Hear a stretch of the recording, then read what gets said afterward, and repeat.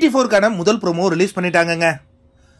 அதாவது எப்போதும் 9 மணிக்கு ப்ரோமோ ரிலீஸ் ஆகும். இந்த முறை அப்படியே கொஞ்சம் காலதாமதமாகுது. நான் கூட ஏதோ ஒரு இன்ட்ரெஸ்டிங்காக ஒரு விஷயம் வரப்போகுது அப்படின்னு ஈகராக காத்துக்கிட்டு இருக்கேன். சேதனை வந்து என்ன கேட்குறாருன்னா, எனக்கு ஓட்டு போடலன்னா கூட பரவாயில்லைங்க, இவருக்கு ஏன்டா ஓட்டு போடுறீங்க அப்படின்னு உங்களுக்கு தோணும்ல, உங்கள் மனசாட்சிக்கு சொல்லும்ல.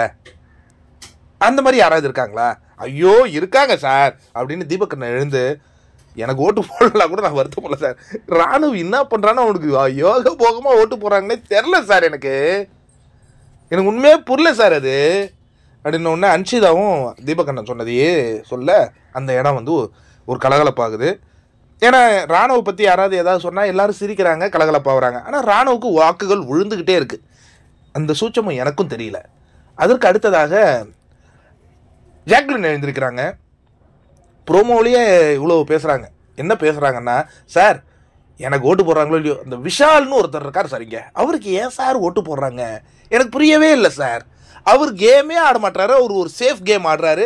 யாரையாவது முன்னாடி ஷீல்டு மாதிரி வச்சுக்கிட்டு இவருக்கு பின்னாடி இவர் சேஃபாக போயிட்டுருக்காரு சார். ஏயா விஷாலுக்கு ஓட்டு போடுறீங்கன்னு ஒன்று விஷாலுடைய முகம் மாறுது. என்ன ஜாக்லின் இப்படி என்னை பற்றி சொல்கிறாங்களேன்ட்டு. அதற்கு பிறகு முத்துக்குமரன் எழுந்திருக்கிறாரு. சார் ஒரு ஆளுக்கு நான் சொல்லணுன்னா, இந்த சௌந்தர்யான்னு ஒரு கேரக்டர் சார், ஏன் சார் ஓட்டு போடுறானுங்க எனக்கு ஒன்றுமே புரியல சார்.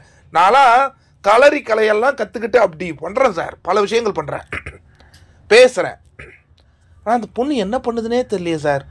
எழுந்துனுன்னா கை தட்டுறானுங்க, விசில் அடிக்கிறானுங்க, வாக்குகள் குவிது. அந்த பொண்ணு நாமினேஷனை பற்றி கவலையே படுறதில்லை, ஜாலியாக சுற்றி வருது. ஏன்பா ஓட்டு போடுறானுங்க அப்படின்னு கேட்க சௌந்தர்யாவின் முகம் மாறுது.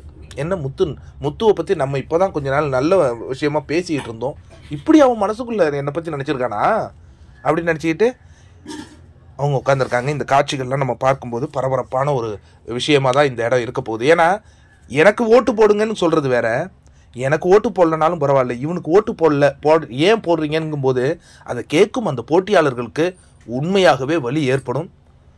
இப்போ நம்ம இப்படி வச்சுப்போமா, யாருக்கெல்லாம் வலி ஏற்படுதோ அவங்களுக்கெல்லாம் பரிதாப ஓட்டுகளாக மாறுமான்னு வச்சுக்கலாமா? சவுண்டே ஆடு பார்த்துக்கலாம்.